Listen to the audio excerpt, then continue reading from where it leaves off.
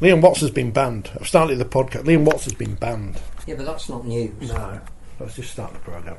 Let's go. Slightly early. We're going early. Yeah. We may as well. I mean, people might be... I don't know if people know we're on today, because obviously... Yeah, I was wondering, did you not send a tweet out? Or have you reached your limit? I have, but it's broken. And there's one man to blame for this whole Twitter... Well, I've made notes, right? Because... I mean, when I say notes, I've got like... I can't read that. I've got it in front of me. You know who's to blame for breaking Twitter? Isn't it back to normal? Well, TweetDeck's still buggered. It's Martin Sadler, because Elon Musk has spent all this time trying to fix his account. He sent him that tweet months ago now. He's still locked out. His only communication with the world is his column in the paper. So that's cross off the list. I may as well not bother.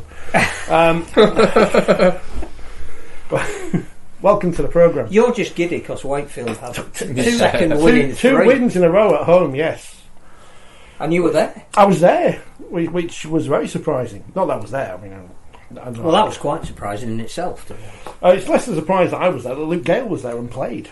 On his home debut at the age of 34? Something like that. Isn't he the same shirt number as his age, virtually? Something like that. David Fafita is slightly younger than his squad number. And, so have Wakefield scored more points than London Scholars yet? That's the question. 34. I mean, you talk 32 points they scored, yeah? No. London Scholars 188 in 12 games. Wakefield 155. But they do 17. Have 2 wins, and I'm assuming Scholars don't have one. Yes. Yeah. I mean, we won't be in League One next season unless there's something really goes wrong with AMG. Grading's gone particularly wrong. I mean, the stand's nearly done and everything. Now, the football team played a friendly there yesterday against Hallam FC. Not Hallam FM, they don't exist anymore. And... they left the rugby post up, so it looked like it's some kind of weird Gaelic football hybrid with the football post in front of the rugby post, like on the football pitch. We'll talk about the games later, because we've got to do all the news, which is... There's not a lot happened, has it, really? No. The RFL's lost some money, but it seems that most of it, from a cursory glance at everyone writing stories, is due to insurance costs, which have gone up because everyone's suing the sport because of... this, that and the other. So not just that they're suing the sport, but premiums have gone up in case there are claims further along the line, which is the same with your car and your house insurance. But yeah, it's doubled. The premium has doubled, which they're saying that they couldn't have foreseen. I think they would have put a contingency in there, but probably not doubling. But the worry would be that it's within a World Cup year, so it's great that more sponsors have come in on the back of the World Cup, but doesn't look like that's going to be translated to a profitable future. There's still, obviously, the television deal is going to be crucial, and we know that. Well, we don't know, but it has been mentioned. We understand there might be another player in the market, which again is either going to raise the value because you need a competitive market, or they could genuinely be interested in taking on the sport, which again would mean a different subscription. I guess the question for Sky then would be how many people subscribe solely for the Rugby League would move to the Zone and keep their Sky subscription going. Would that involve a significant loss of income for Sky that would make them come back to the table and perhaps improve their bid? You wouldn't be able to see the Ashes cricket if you stopped subscribing to Sky, although there were 17 highlight programmes yesterday. And they pretty much now release the highlights as they happen on Twitter, so... Well, if only it was working. On social media. I mean, I'm not a barometer, by the way, but I'd never heard of this company, the streaming company.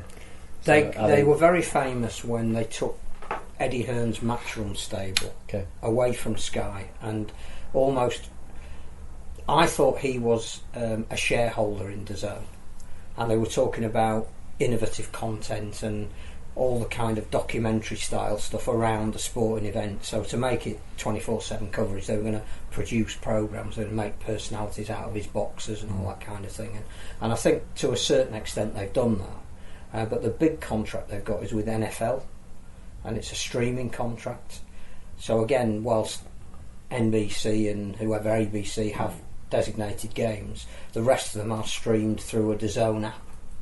He said, I expected to know what the hell he was talking about. I wonder whether that's whether. But I think what they'd be looking at is maybe Sky having the key But maybe less than 66 games, but still hiving off a package to Channel 4, hiving off a package to DAZN to do their streaming for them, which might work for all parties. Yeah, because the RFL are clearly looking at having all 6 games available for people to watch in one form or another. So that would seem to sort of make sense that Sky say take 2 a week and we'll give you maybe the same or slightly less, but DAZN will then give you the balance, and they probably keep something for our league as well, because they did Holland Catalan this week with dual commentary, both in English and French. Indeed. So did you listen to the French commentary this week, like you did last week? No, I listened to Radio Humberside because we like Mr. Stead. They're not paying $6.95. We're big fans of Mr. Stead. He's very good. And I didn't have to pay $6.95 to listen to Radio Humberside. There must be. I'm not saying there's a relationship between Sky and DAZN in the way that there obviously was between BT and the BBC, because they were very close in terms of personnel. But there must be some kind of agreement between the two, not just because there's a DAZN linear channel on Sky now, which I don't know how many people actually know exists, but also they share the rights to the IPL.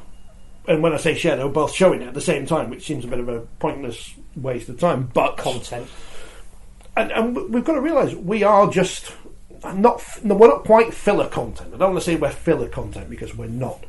In the way that, say, the Under-21s football championships is going on at the minute, and that's the kind of thing that Sky would have had on 25 years ago in the summer just to fill time, because they got 3 channels or whatever. But no one in this country has picked up the rights. Now, either that says no one cares about Under-21 football, or no one wants to pay to show Under-21 football in the middle of the summer when there's the Ashes on, Wimbledon's just started, there's a whole manner of other things that people want to do. But we are, as you say, how many people are dyed in the wool, 100%, I subscribe to Sky and have done for 30 years because the Rugby League's on there, and how many of those people will disappear? Yeah, but as much as you enjoy the cricket or the NFL or whatever, then I wouldn't subscribe if it wasn't for the Rugby League. Well, I only subscribed for the Rugby League, and then I figured out that I was usually involved in one of the TV games. So I thought, this is rather silly. I don't need to go. See yourself on the telly. And then obviously I had access to all the games because of my job, so I cancelled mine a number of years ago. And I wouldn't, if I got it back, I wouldn't watch it. So it's just, but that, again, I may not be a typical Rugby League fan. I think most people like to watch it. And there might come a time when Harris insists on having the Disney Channel. And you might have to resubscribe. Yeah. CBeebies or whatever it is. But, no, I think it's an interesting dynamic that was hinted at by Rodri Jones when he gave his last briefing, that it might not look quite the same, but the amount of money in total might be more. And that's just the way the media market's going. And if it's true that DAZN are interested, then it does open up a global market as well. And the one thing we do have this year is a product that it's really easy to tell a story about. That, even now the relegation fight that we thought was over isn't. That 2 clubs are definitely involved in it. A third one now could be. The other 9 are fighting for a playoff place.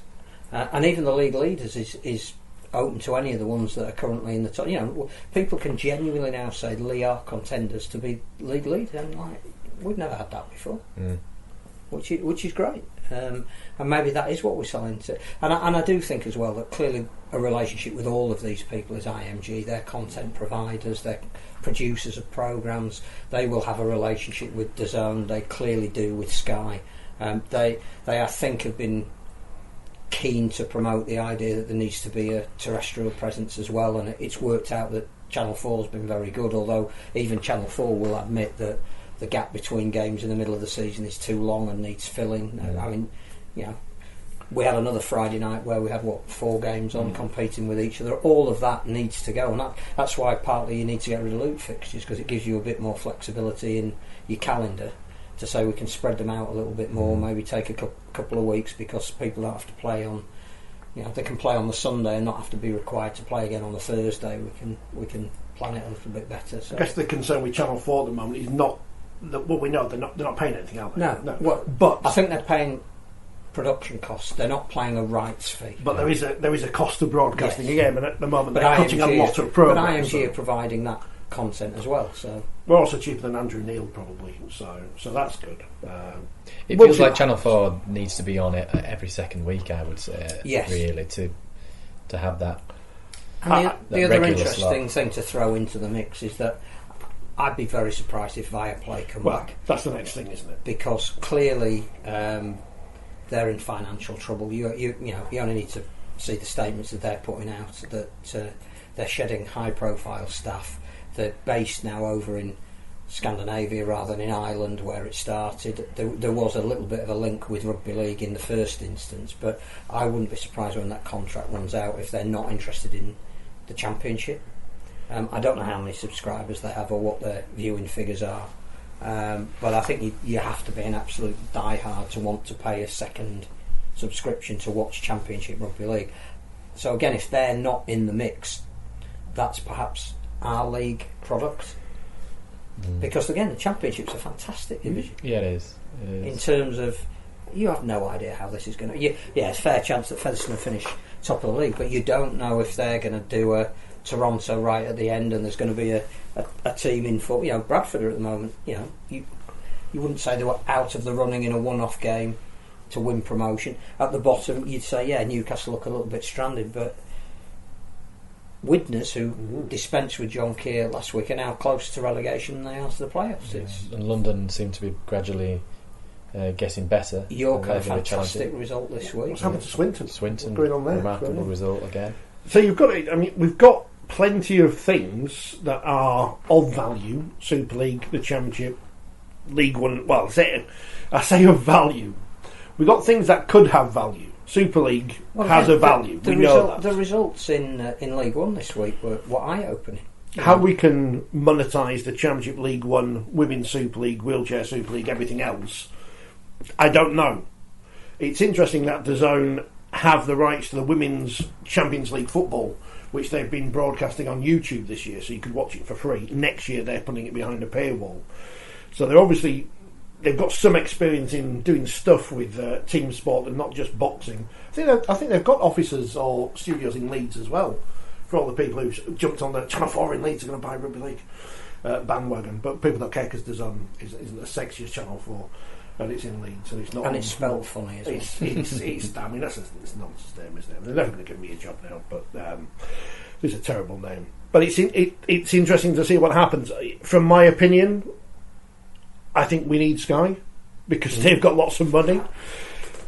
We're in a very interesting time in sports broadcasting, certainly in America, where a lot of money has been spent on rights, and now they're having to cut back on the talent on and off the screen because they spend so much on the rights. Now, I'd say we're a fairly cheap sport, aren't we? We're not in the realms of the Football League, which has cost a lot of money for Sky. I think the other thing we've got is our renowned accessibility. The thing that broadcasters would like is the fact that you can get a coach talking to pundits at the side of the pitch straight after the game. What time did you get home from Warrington on Thursday? Marginally sooner than Darryl Powell did his press conference. I'm joking. Darryl was it 11? I mean, I think by then we were in the roadworks. I facetiously said 11 o'clock after the game, and I wasn't too far off. Super League need to nip that in the bud, and they've known about that problem Since for a long it was time. at Castleford. Yeah, so this is not a new issue for Super League, and people can easily say, "Oh, you media people, you've got nothing else better to do than sit around," which is fair. There were some deadlines missed. It's not good. I mean, I've been onto the operational rules because I was bored. I was going to say it should be in the operational rules, isn't it? I couldn't or find if it. it isn't, it should be. I had to go into the Super League Code of Conduct, which I've only got the copy of from 2020 when I had access to it through work, which I don't have the up-to-date one, but it does say post-match arrangements for non-televised games will be as follows. Now, this, I assume, is the same as a TV game, just with the TV bit taken out. A media conference should take place as soon as possible after the final hooter. Well, that's not 11, is it? Regardless. Not for a game that finished around about, 10 o'clock? But they do put all the blame on the host club media manager, who should ensure the smooth running of this event. Well, it's down to the coach to actually turn up and answer 3 questions. Or send Ryan Sheridan. I know you'll probably get fined for that, but to be honest, it's and again, he didn't say anything that you wouldn't expect him to say, or he hadn't. But Sky made a big deal about him sitting in his box when he could, which again puts extra fuel on that fire, which is unnecessary. Was he interviewed on Sky? I don't know. Was it the game? Right. I think I'm turned over by that point. Yeah. 'Cause they would expect to interview the coach Of before his course, match, yeah. and if he was still sat in his box, then that would make it difficult. I didn't watch the game, unfortunately, so... It was hilarious, wasn't it? I mean, Phil enjoyed it. I think he did the same the week before, because I saw a picture of somebody with Daryl Powell in the background at the back of the stand, sort of saying he's been sat there for however long, so this time it was on TV. Again, I just think it sends out an extra message that you don't need at this time. And he knows that. I mean, he's not doing it maybe deliberately. Well, I don't know whether he isn't, it puts because extra pressure on your team, doesn't it? You know as well as anybody else that if you're a coach, you are going to be shown on Sky probably every 5th minute. Yeah, I mean, it's ridiculous how many times they show the coaches, and so they know the camera's on them, and they place water bottles in strategic positions to get the advertising. Coaches play up to the camera because they know that they can see themselves on the big screen. So let's not pretend that he doesn't know why he's doing it. I think it must be a conscious decision. Poor old Kieran Cunningham now, all I think about him is when his headphones. But is that he was one of the great hookers of all time? Is it a tactic to keep the pressure on himself and not on his team? Or, I'm not sure. I just think it ramps up the pressure on the club. Possibly, yeah. And it clearly it just isn't working for them at the moment. And it doesn't mean that the season's a write-off. They're Absolutely in not. They've slipped to fourth on points difference, and they've got a really tough game at St Helens this week, and then I think they go to Catalan the week after. Well, the worst thing is it's not even at St Helens this week according to the paper, it's at home, so they're even more pressure because the fans hate them and go boo all the time. Which again, if the fans are going to boo, which doesn't help because the team aren't playing in terms of their league position as badly as a couple of the performances have been recently, and whilst fans have every right to boo, it's just again exacerbating the issue. You're not going to turn that around by not facing them. No, true, but I mean, I don't get the booing thing. I don't get it at all, and I never did. You know, when I used to go watch Dewsbury as a child, and I never understood people leaving early. We would never leave early. We would never boo because it's not constructive. No. I appreciate people say, "Oh, well, I paid my money, I'm entitled to it," and I get that, but I'm not sure how that is going to improve. It's perspective as well. You know, that you don't overcheer when you win 8 games at the beginning of the season. You enjoy it. You don't boo when you lose 5 out of 6 games in the middle of the season, because there's always going to be a period where you can't keep that level of intensity. You're going to get injuries. Absolutely. The other thing that I hadn't realised was quite so obvious until I saw them this week was that they'd lost 2 very important forwards for different reasons. But you know, clearly Thomas McKaylee either had a better offer or wasn't settled and decided to go home, and Josh Maguire again dragged on a little bit, but they can't have ever assumed at the start of the season that those 2 players wouldn't be a major part of their armoury. You take 2 big forwards out by the time you're getting into 2/3 into the season, and you can't rotate in the way that you'd want to. And I mean, you know, Paul Vaughan has been a fantastic overseas signing, but he isn't playing at the moment as well as he was playing at the beginning, because if he was in Sydney, he'd virtually have finished his season by now. He's not used to playing this amount of games in that short space of time. But they can't give him a rest for a week because they've lost 2 of their big name forwards.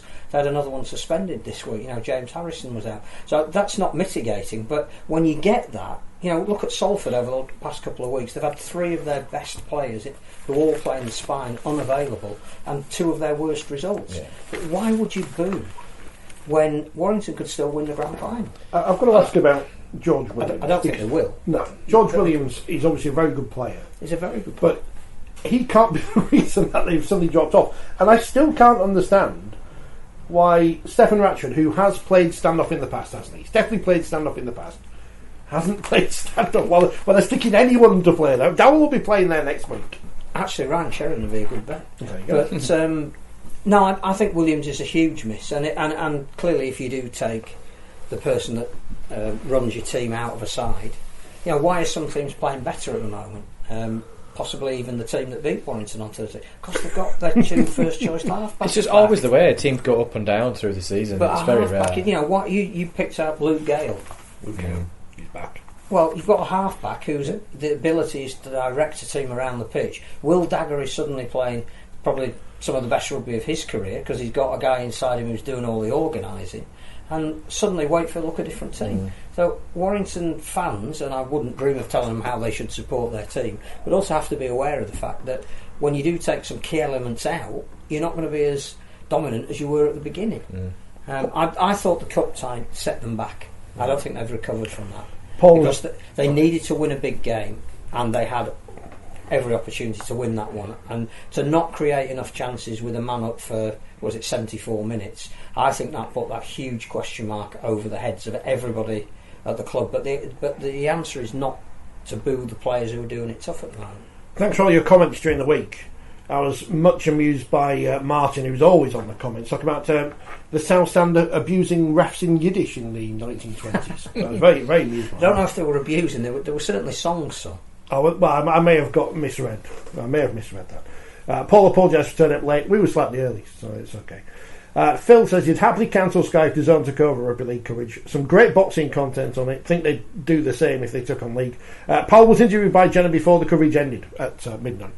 And Phil also says it makes a change from booing the refs. I think I always used to boo the opposition. Yeah, but there was video footage of me booing Bright Sodju. I mean, it's not just that.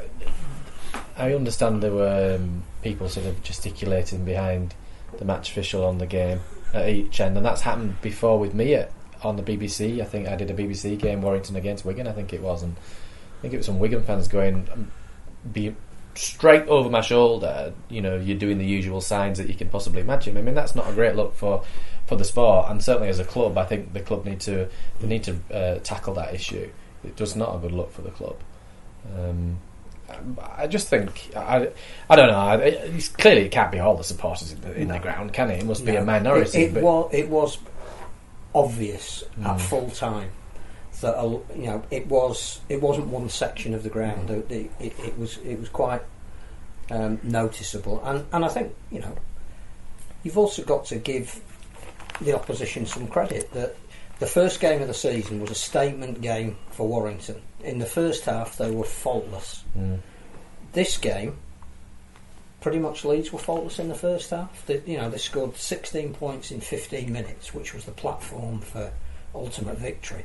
But the manner in which they played, and the fact that I was looking at the stats, don't tell you everything, and we always say that. They're an indication, that they're not a reason necessarily why.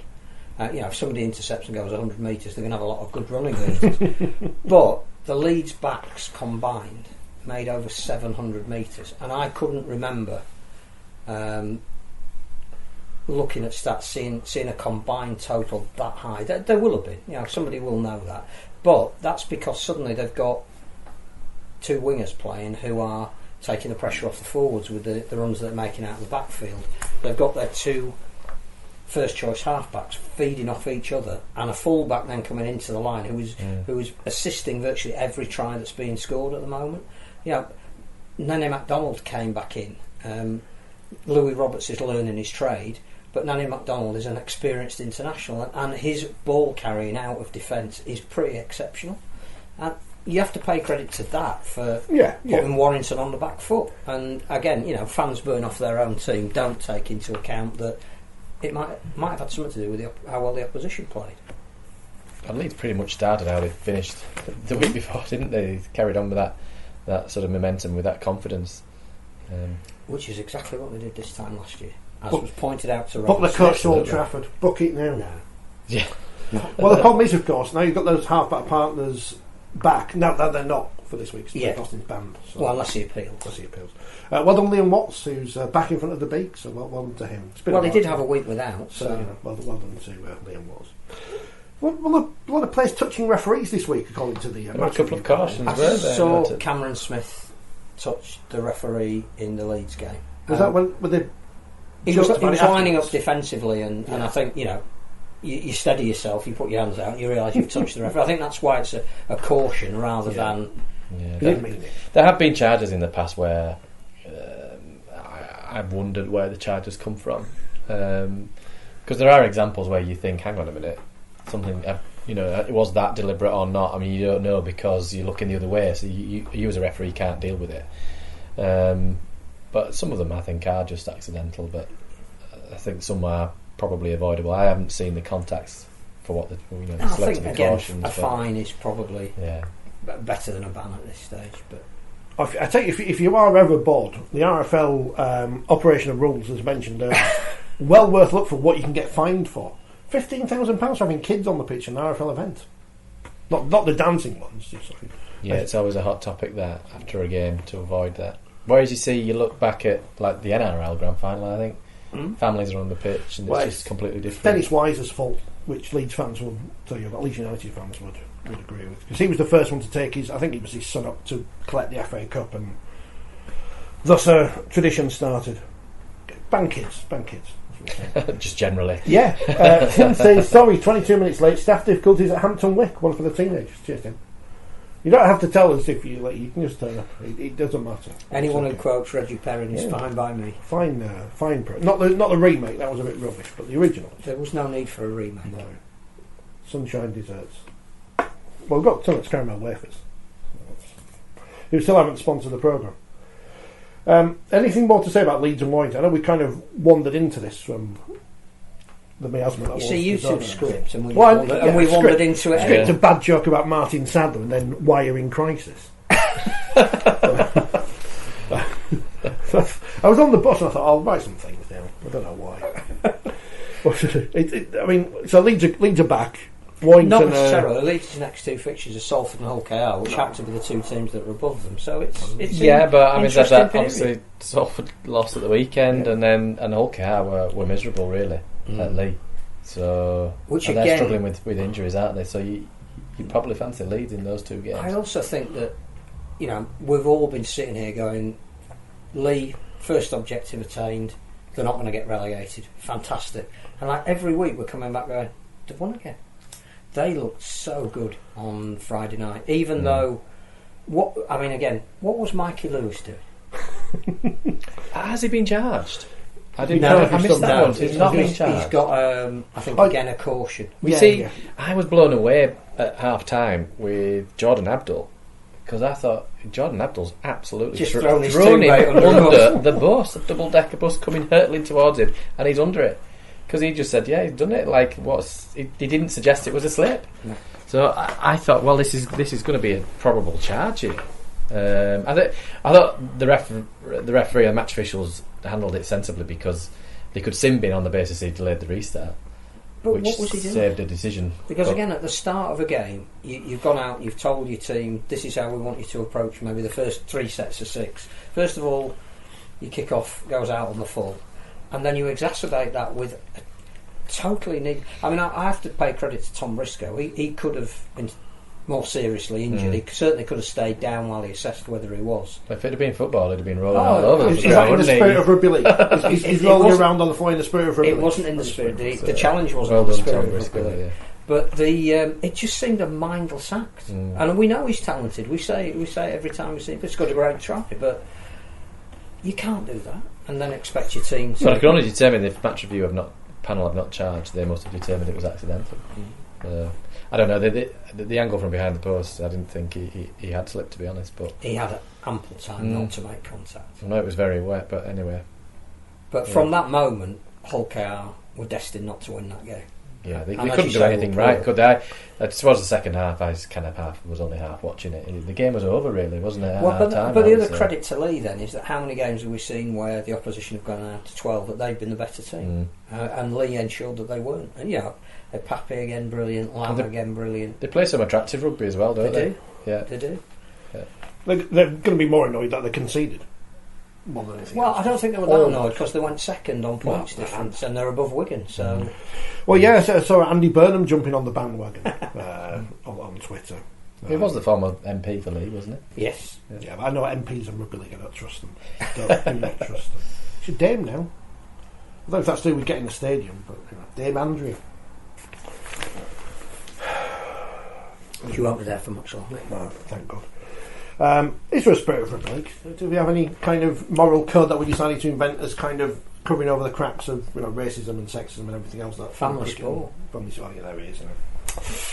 Which doesn't we exist. do have one. Yeah, we do. The Rugby League family. The Rugby League family comes together, Phil, in times of... It does. Rugby league is a family game. But it that announcement it isn't that a comes panacea. out. Rugby league is a family game. I think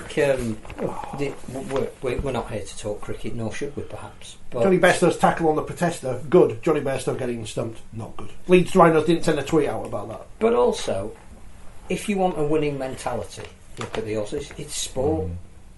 A win. You win. This is the Ashes. It doesn't matter whether they're pragmatic.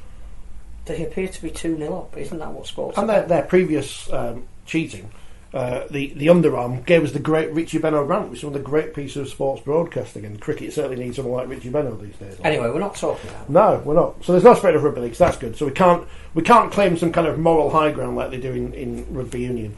And then, well, that's all taken apart, isn't it, fairly quickly? But you can't in professional sport. Well, because it's all about winning. If Wakefield won every game 1-0 and stayed up, okay. That's what we were saying about John Keir last week. He plays a style of rugby.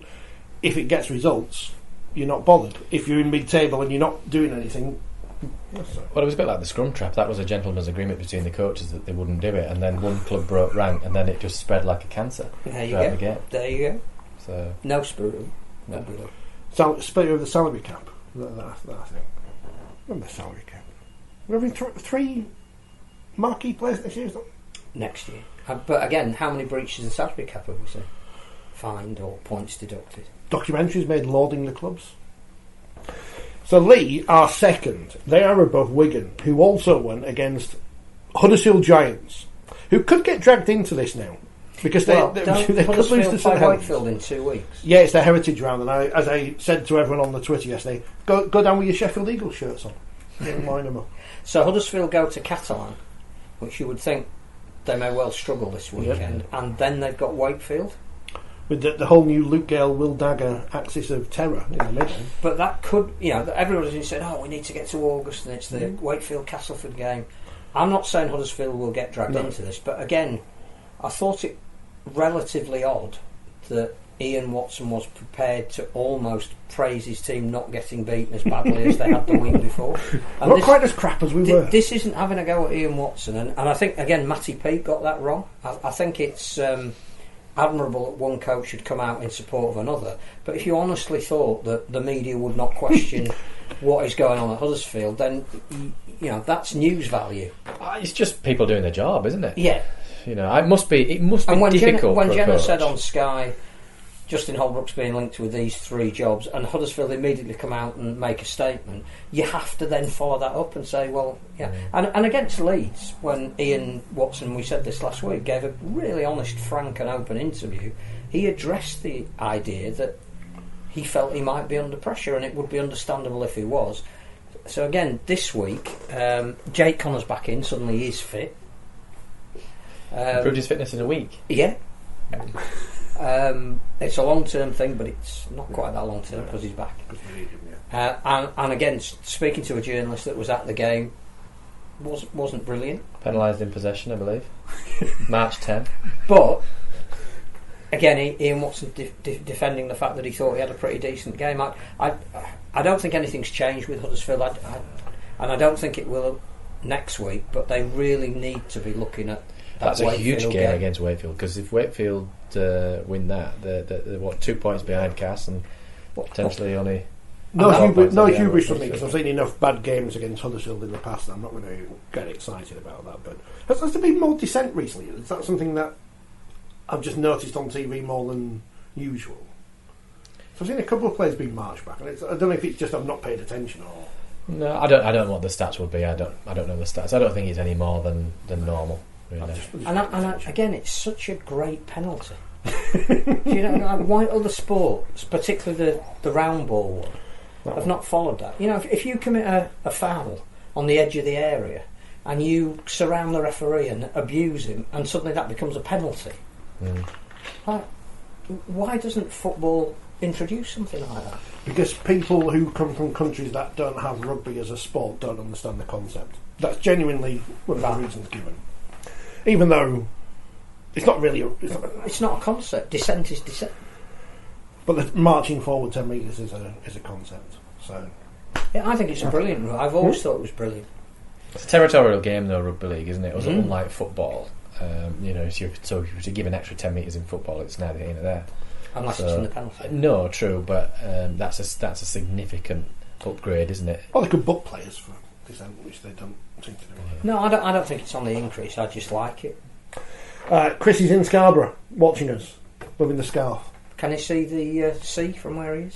Is it? He's having fish and chips. Well, you would if you were in I Scarborough. mean, imagine that. It's July, it's sunny, you're in Scarborough, you're watching us. I mean, what's gone And wrong, eating Chris? fish and chips. What's gone wrong? Yeah, some of these things are good, some are not good. St Helens beat Castleford 22-0, so they get to keep Tom Maguire, so that's good for Saints. Apparently slightly more convincing than the scoreline because of the conditions. Paul Wellens really happy with his team. They got back to nilling aside, but Andy Lask criticising the 6 again route. Which has been in for how many years now? I'm not sure that's the root cause of losing to the world champion. He could have criticised the try because there was an obstruction on a try. Was that the Wellesby one? I can't remember who scored it. It was. I think it came from a scrum. I think. Yeah, I think Wellesby comes back inside. The St Helens was a horrendous missed tackle on Wellesby. Right. Yeah, no, look. I mean, the Castleford defender didn't make much of an effort to work around that attacker. And he shouldn't have to do, by the way. But he didn't make that much of an effort to try and make the tackle. But that probably should have been no try. But nevertheless, to not score any points probably speaks volumes, doesn't it? Who did say down Wakefield earlier in the season? What's going on? I don't know. I don't know whether if you're going to criticise referees, I think you have to pick your game, don't you?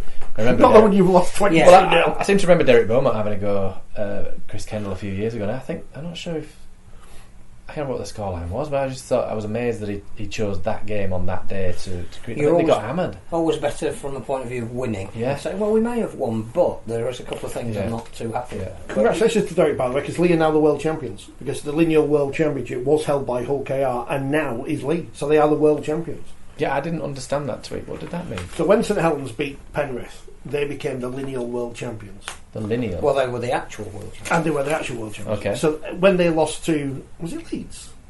I think it was Leeds were the first team they lost to, so they became the world champions. Oh, I see. Like boxing. Right. Okay. We could go back to 1976, but I can't be When bothered. he used to play pool in the pub, it was known as winner stays on. Yeah, Oh, so I Lee see, are now, right. Lee are now right. the world champions. Which if Derek finds out, he'll make a big thing about it. So that's good. Well, Castleford's next game is at home to Lee, isn't it? Yeah, so they could become the world champions again because Cass won it when they beat Leeds.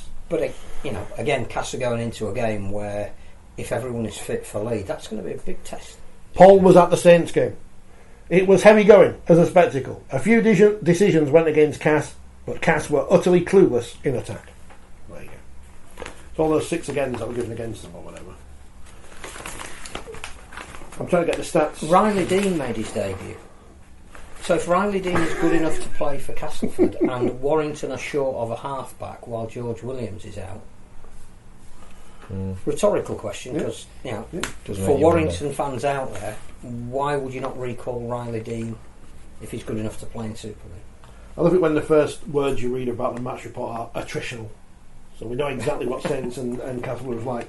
Just on that penalty count though, 4-5 to Cass, 6 against, 3-2 to Saints. So it's hardly as if there was... the game at Wakefield on... I think he was suggesting it was inconsistent, so he wasn't quite sure when it was going to be given and when it wasn't given, which... I'm not sure his team were making enough attacking threat for that to be I just don't think, people are critical sometimes of the 6 again, and there is sometimes debate around consistency of ruck offences, whether they be penalties in the old money or 6 agains, but I don't buy the argument that ultimately they lost 22-0 because of the application of 6 again. Paul Rowley, it says, he described the performance from Salford as the worst in his year and a half tenure. I mean, I could have not read that because I was there and I heard him say those words. He did not once blame the penalty count, which was 12-3 to Wakefield. And Salford got a 6 again, so well done to Salford on that. But as you mentioned about when Leeds went to Wakefield, I mean, it's great timing for Wakefield's performances because when Leeds went there, all the best players have gone. Salford go there, best players not on the pitch. Now, Salford weren't good, don't get me wrong. I'm not saying, it's only because they missed players, but it was a good performance from Wakefield. Dagger and Gale played well together. Max Jarrett was very good. Tom Lynham saved a couple of tries, apparently. I mean, he was at the other end of the pitch, so I couldn't see it. The Flying Slug, as the Twitter feed called him. Not me. Super Wakefield, there you go. It's all good. So have they turned a corner? Well, I mean, it's difficult to say, isn't it? Because then they lost the whole car in between those. So, and they've got Wigan this Friday. They've got Wigan are quite good, aren't they? So, you pick your battles, don't you? Well, I think that's where they're at, isn't it? Yeah. You know, they're not going to throw the towel in, by the way, against No, Wigan, no. but they won't be banking on that as a win. No, but I think they now they've got Huddersfield coming up the week after. Yeah. I mean, would you huge. play Luke Gale knowing that he's probably not fully fit? I probably wouldn't. David Fafita's obviously still. Well, he is. Would you risk him in a game where you don't really need him? I think the unsung. But it depends how many players they've got to bring in, because they haven't got many players. I think the unsung hero at the moment is Max Jarrett, which He's great. Not enough people are saying Well, his great. return has also sparked a little bit of a revival. But he's such a good player. He reads the play really, really well. He's never been given an extended run under various coaches in what might be his favoured position at fullback. But to me, he looks very, very accomplished. And did he make the first long-range break? Yes. Or was it the second? I think he try? was involved in one of them. Yeah. Went on the outside of his man and. I've- It was the first try. Liam Kay was in Yeah. support on his inside. It Who was a again nice try, that. needs a huge amount of credit. Liam Kay. Is there a position that he hasn't played in? There can't be too many people that No. sign as a fullback, play on the wing, double as a hooker, and played loose forward. I'm a big Max Jarrett fan. I mean, the great news for the club is if they do get relegated, they've signed him up on a contract, so they can probably get 20 quid for him or whatever from whoever needs a fullback. But I'm not sure relegation's a foregone conclusion. oh no, It's not. It definitely isn't. It's not the word momentum, because obviously momentum doesn't exist. But in the balance of things, as I said a few weeks ago, there's a lot of negativity around Castleford. Now there's a lot of negativity around Wakefield as well when they lost 12 in a row. But I think there's also when you looked at things at the start of the season, it looks like where Wakefield were going to finish was probably going to be bottom of the table.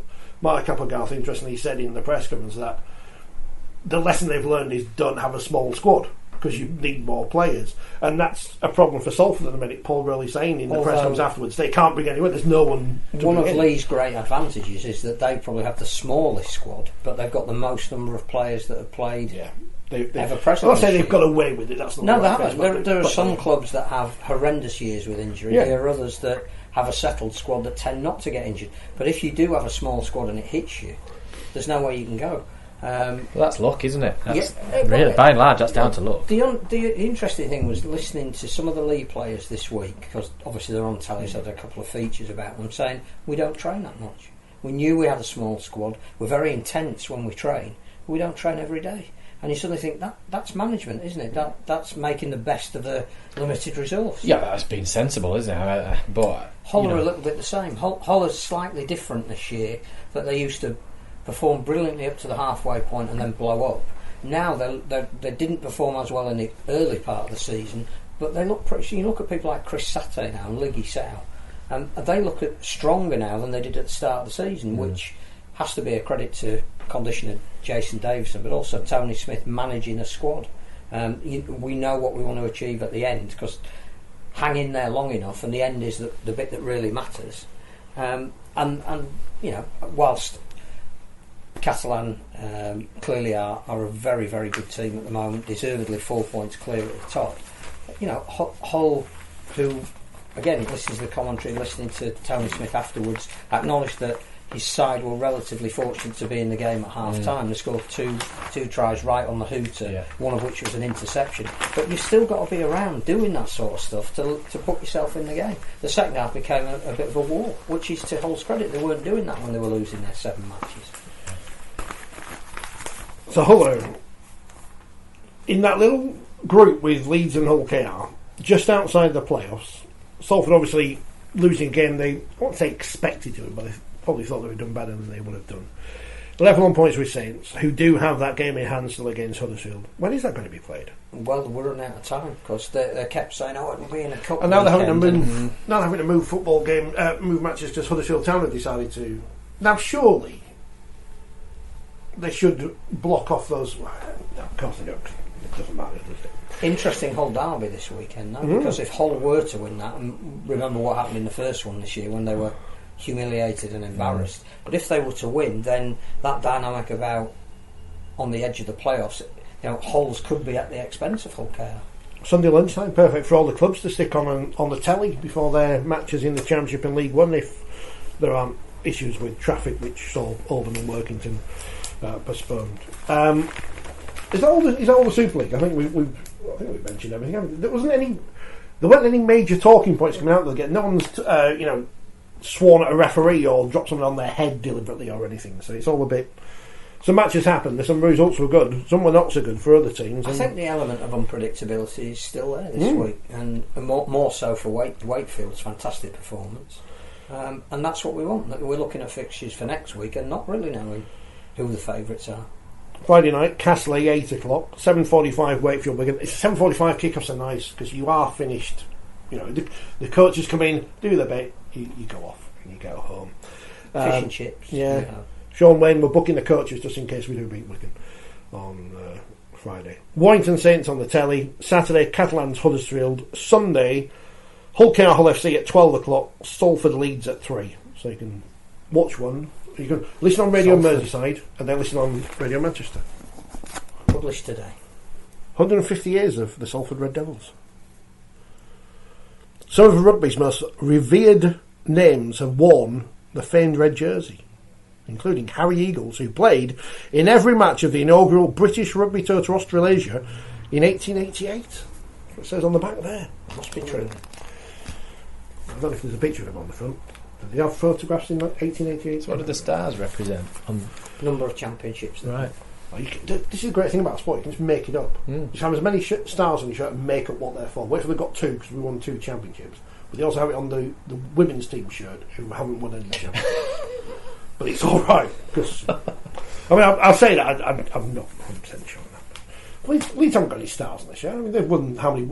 Wigan's, I think, represent World Club Challenges they've won or something, and we've stolen it from Italy, haven't we? So where they have Leeds used to have flags at the top of the goalposts representing the number of times they've won the championship. But now they've got too many goalposts now. Yeah. At Castle, they've got no flags. No titles.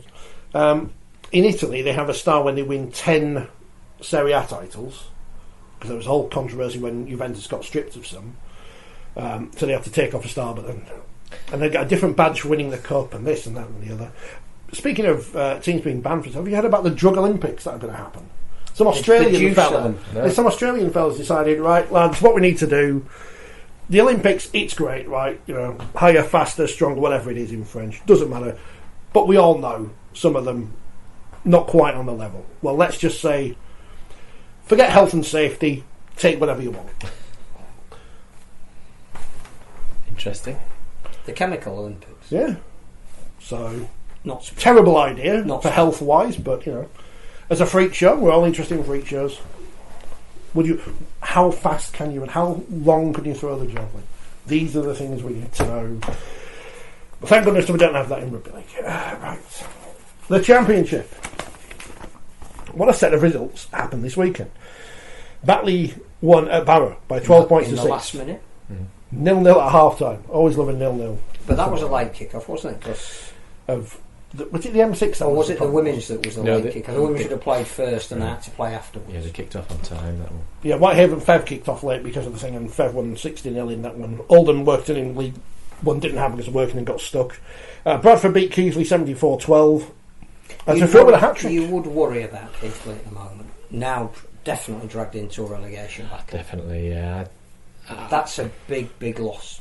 Not that Bradford might have put 74 points on another team, but you look again at what was the score at Keighley? Was it something like 40 points to 6 in Keighley's favour? Heavily in Keighley's favour, yeah. That's a massive turnaround. And it's a big score to put on such a narrow field. I was quite impressed that a side can do that, to be honest. But yeah, I'd be concerned if I was Keighley, particularly given that Newcastle result a couple of weeks ago. And yeah, they got the win against Whitehaven. I didn't think it was entirely convincing. They never really killed the game off.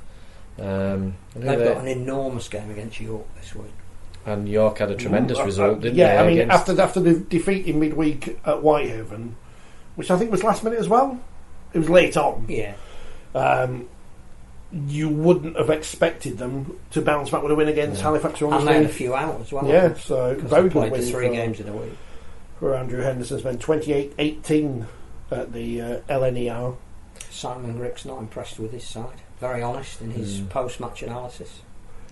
I think having said that on Keith, I just think there's so many teams in the mix there that it's going to go towards the end of the season, in the last probably even the last game of the season, isn't it? But it is strange how fortunes have changed at the club. You know, the coach isn't there, Dane Chisholm now isn't there. Don't you think that's a strange signing for Featherstone? Because they don't really need him.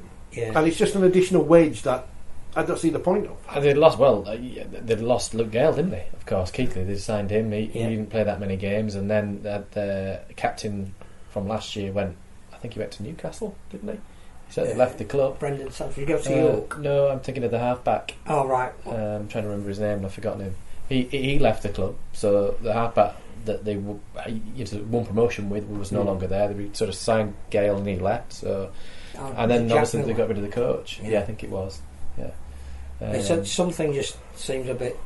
So that's again with two clubs without a permanent coach. Bradford haven't appointed the coach, have they? Or no, have I missed that? But you can't see them. You can't see them appointing one, can you? No. With the way they've turned it around. And I don't think Lee Greenwood wants the role full time, which is why he's not put his name forward. But I think, they've said to him, with Brian Noble doing your recruiting, is there any reason why we should change anything before the end of the season? No, there isn't. Carry on. Les is here to correct me. Thanks, Les. They do need a half at Fev because Ford's injured. So there you go. London 56, Newcastle 10 on. Riley Dean went to Castle. At Ebbsfleet. The home of the Australian fellow who's been on the podcast from Hunslet. Damien Irvine? Oh, right. Is he at Ebbsfleet? Yeah. And Ebbsfleet, is it Kent? Yes. Yeah. Kent Invicta, return of. But interesting that they should go to Kent and got a crowd of 1,200. It's a decent crowd for London. Maybe they should be a nomadic. Their next game is at Ebbsfleet as well. Bit like a cricket side who travel around the area. I don't know. I think they're playing Toulouse at Ebbsfleet this week. What has happened to Swinton Lions? 22-10 down at half time to Sheffield. We know we're a decent team, obviously they're fourth in the table. And then they go and win 30 points to 22. 2 wins in a row. I spoke to their celebrity fan. Yes. Who was watching the cricket. Well, he's probably going to write about it or talk about it somewhere. Yeah, remarkable result that. I mean, although Sheffield had a strange result a few weeks ago. I'm trying to remember. Was it Whitehaven they lost at home to? So it just shows the unpredictability of the competition. Which is fantastic. Yeah. The uncertainty around outcome, the phrase you use. It's right. It's exciting when you. I mean, it's not good if you're having a bet on the handicaps or anything. You know what's going on here, and you go for this and that and the other. Certainly, if you bet Sheffield and you're looking at half time, you're thinking, "Well, it's all right, isn't it?" And then Newcastle Whitehaven's a big game this week as well, isn't it? Towards the bottom end. We're almost in last chance territory for Newcastle, I think. Toulouse beating Widnes 41 to 28. Toulouse, who are now homeless, thanks to the Japanese rugby union team. The French and rugby union, they and best wishes to Luke Lacoste, who has had to step down from presidency of the French Federation for health reasons. We wish him well because he seems a good guy. League One, that was it. Hunslet beat Doncaster. Another big result for the Hunslet. Big result because it puts them now in the mix for playoff place. I don't think anybody other than Dewsbury will get promoted, but where you finish for your playoff places is going to be pretty crucial. And Hunslet now on the heels of Doncaster after that. I mean, I don't know what. Obviously, I've not seen the game, but that sounds like some performance from the Hurricanes. Leading at half time 16-4 and only losing by 5 points to the league leaders. Late on, who only had 12 men for part of the game because Paul Sykes was in the Simbin. I was getting it's one of those games where that you're was going to score. A brilliant performance from the Hurricanes. I think Liam Finn made mention of some errors that he'd made in team selection. Honest. Yeah. But they got lucky there, Dewsbury. It's one of those games where you think, when you see a scoreline like that at half time, you think, well, Dewsbury will run away with this in the second half because they've got the experience, they're a better team. But Didn't quite happen them, but they still got the points, which is the most important thing. As did North Wales, 32-24 over Rochdale. Rochdale now the lowest of the traditional sides in the pyramid, because below them are the Hurricanes, Cornwall and London. And what a big game that is on Saturday now. This is the game you got in our league. You pay $4.95. London Scholars versus Cornwall, worst two teams in the comp. This is what you want to see. But it's not on there. Broncos versus Toulouse kicking off just before. They should have played that as a double header. I don't understand. I'm just throwing things out there. I don't understand. I think, again, if you're looking at making a rugby league event, there has to be... What is the point of them almost kicking off simultaneously? I think North Wales, again, are another example of a team that started the season really poorly, didn't they? Lose something like the first 6 games. Yeah. And now they're in a playoff place and have hit some form, and are nomads themselves. Yeah, they didn't play. I think they've played a couple of games now away from their usual Chester field. Rugby Union. And Hurricanes are at Derby this year. week. I didn't mention it on the radio, don't we? We'll have to remember that. In the Championship on Saturday, on Sunday rather, Batley Halifax, Featherstone Swinton, Keighley York, Newcastle Whitehaven and Sheffield Barrow. So Keighley York, obviously the Andrew Henderson derby. So Batley Halifax sounds really exciting, because again, Halifax need to respond. Batley have not been convincing the last couple of weeks, losing at London and just winning at Barrow. So that's a game that I'd go to. League One. If it wasn't magazine production. Well, that means I've got to write some words. I wrote some yesterday. I've done about 600. Let's say one of the two of you has already had their page set, and the other hasn't. I did mine a couple of weeks ago. I'd get the. I did start it, and then I got distracted, and I've written 600 words. I had a break on my break yesterday. But how many of them will be in there? Well, probably hardly any of them as usual, but some of them might be. I know one word which won't be in there, but we'll see if it makes the cut. Midlands versus Hunslet in League One, Oldham North Wales and Workington versus Rochdale. Monday, it's back on the telly. Widnes Bradford in a battle of teams without coaches. John Keir down. They should get him on the telly. John Keir. Should get him on the telly. Yeah. I'm not Viaplay, so I'm getting eating pies at half time with Emma Jones. I don't know. That's the men's rugby this week. There's no wheelchair games this week, but not in the Super League. But Leeds, London coming up on Saturday. That'll be good. I'm going to have to be in 2 places. Top of the table clash. Yeah, but might not be some people. Some people might be missing. But we'll talk about that next week. I think there'll be at least 2 who normally are involved in the blue and amber camp, who may well be at a South West London tennis tournament. I think I said they'd be watching London Broncos or something. No guests of honour at Wimbledon. The circles these people Champions mix. Day. It's everyone we come into contact with goes into like these further exciting worlds, and every time I go on Instagram, young Miss Prim, she's always off bloody eating free food somewhere. She's at some taster restaurant. What's going on there? Note. Well, like the number 1 podcast in Mexico. Filming the courses. I used to be on national radio. Phil's edited magazines and stuff and written books, and you're a referee. So was. We don't get invited to taste the menus, do we? We really want free food. We're not bothered about anything else. How do we become an influencer? When are we doing the fish and chip challenge? I know we need to do that again, don't we? Paul says, who is Swinton celebrity fan? I mean, that's just disrespectful, isn't it? It's just disrespectful.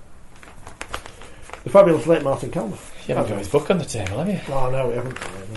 It's been usurped. Swinton's been usurped by Salford. Yeah. They'll never live it down. In the Women's Super League this week, there were some big scorelines. St Helens beat Huddersfield 66-0. Huddersfield managed to find some players who haven't gone off to play for St Helens or Leeds. This week. Yeah, I mean, the problem is, and I understand the argument that we need to equalise the teams in the Women's Super League. But on the flip side, if a player's any good in the Men's Super League who plays for, say, Wakefield, I'll use my own team as an example. Say someone's good at Wakefield, I don't know, like Tom Johnson, and then a bigger club comes in, and he thinks, fancy that. The challenge, because we know the players have got the same time going for the money, or the 50 quid they get at Leeds or whatever, because people have overblown that completely. And the problem for Huddersfield is, and now I don't want to pick on Huddersfield because that's unfair. The problem for the clubs that aren't St Helens and Leeds and York and Wigan is, Warrington maybe, clubs who take things more seriously is the wrong word as well, Less isn't it? professional. If I see, St Helens put out content, Leeds put out content, York put out obviously loads of content. But if you play at a park pitch and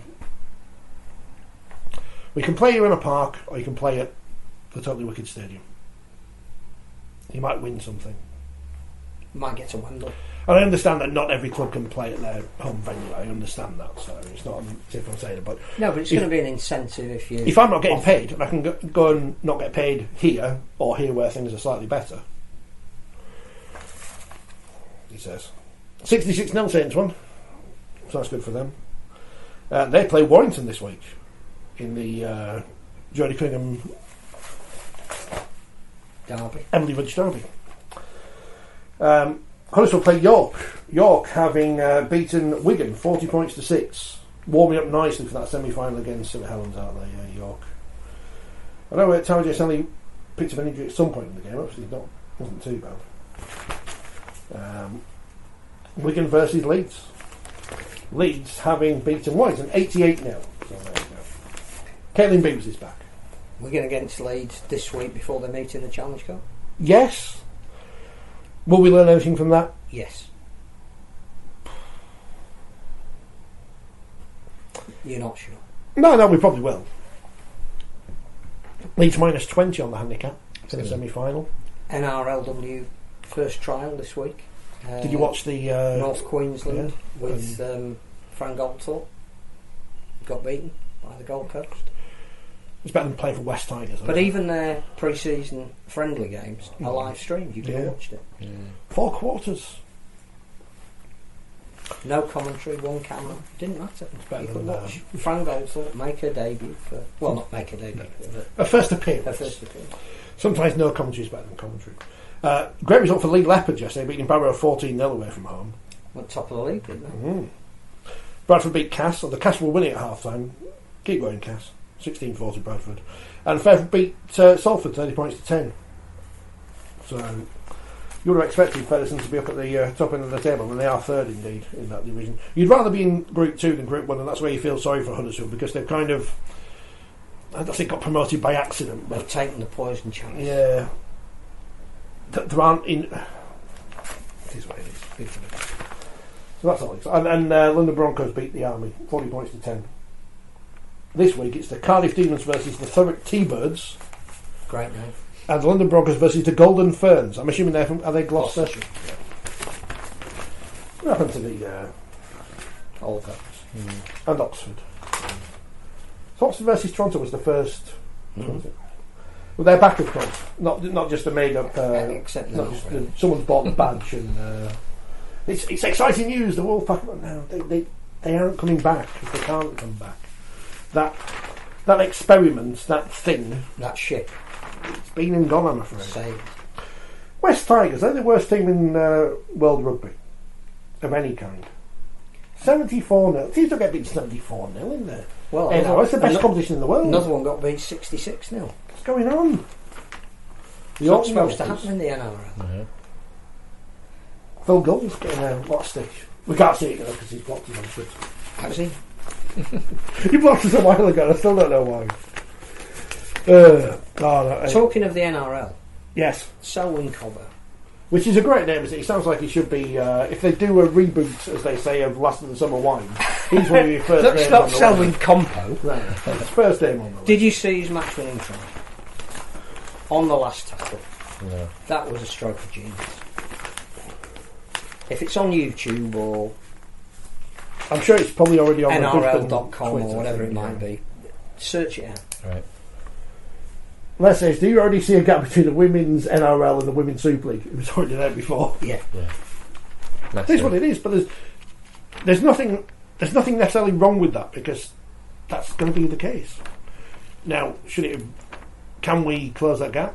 Somehow, probably, but there's an interesting thing going to happen now in sport if money is getting tighter for everyone, and we saw with Unless you're Saudi Arabia.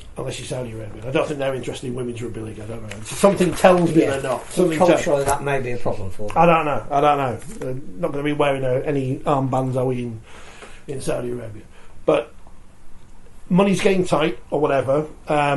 We saw when... I can't remember if it was Wasps or Worcester when they went to the wall. The women's team, we're not bringing them back. They're not interested in that.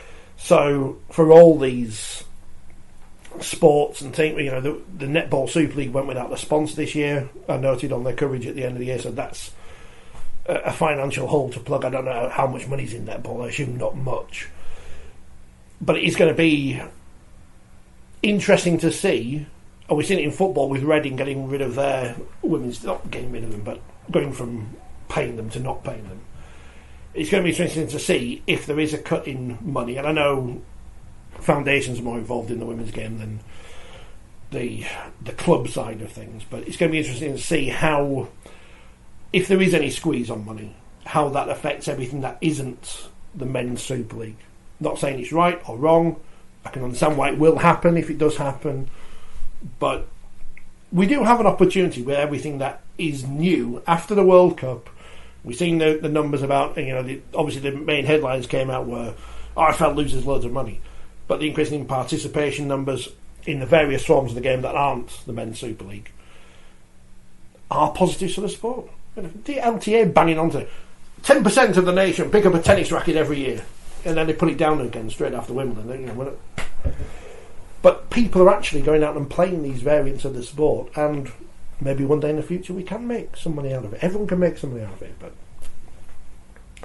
I don't know. Unless there's missed bits of the programme it's supposed to be working. That's what you're doing. Another poll. How many polls have we got watching the programme? T-Birds are also one of the main Rugby Union women's teams in the London Essex area. So it's the summer, their season's over. It was interesting when they did the PR stuff on, they've changed the name of the women's Rugby Union competition, and they were talking about it being sustainable and things. I'm thinking, interesting choice of word there.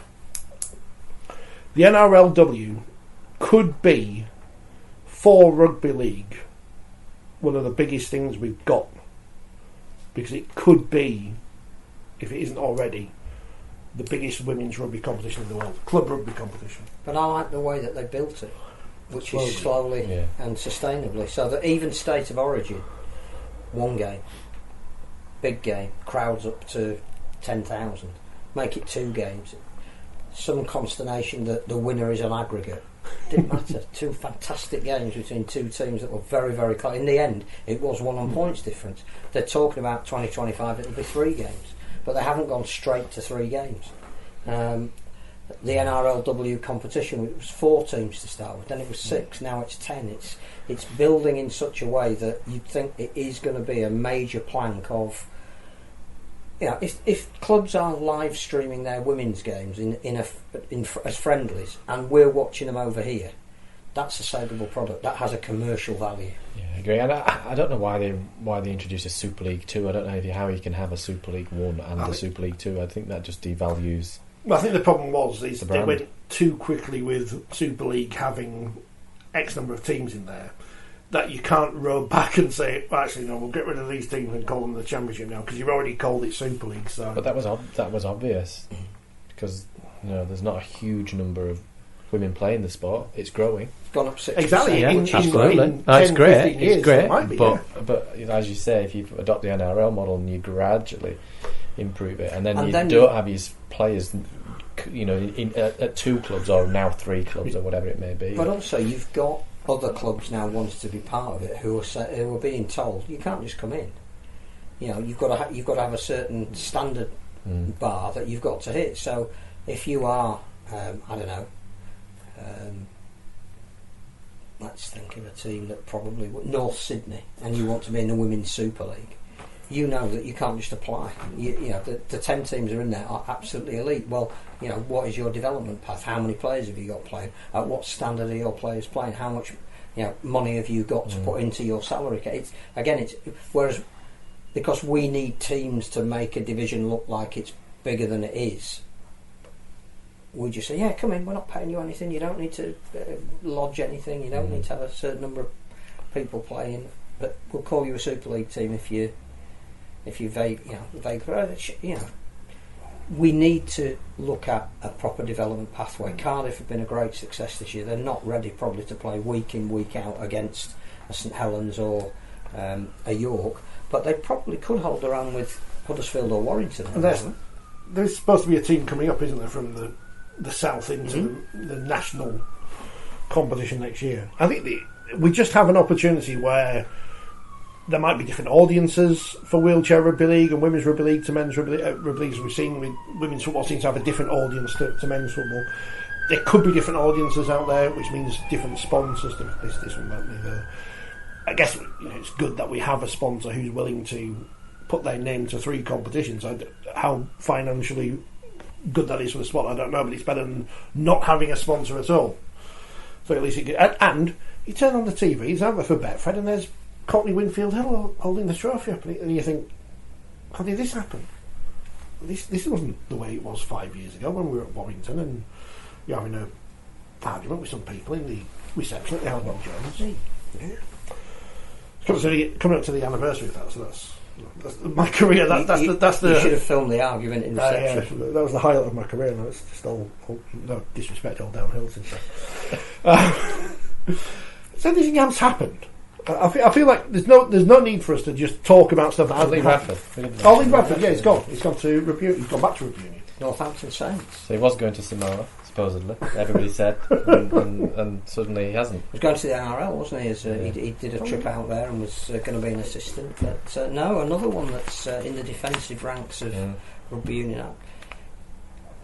I can see why he might want to, but I don't know. I just think it's a waste.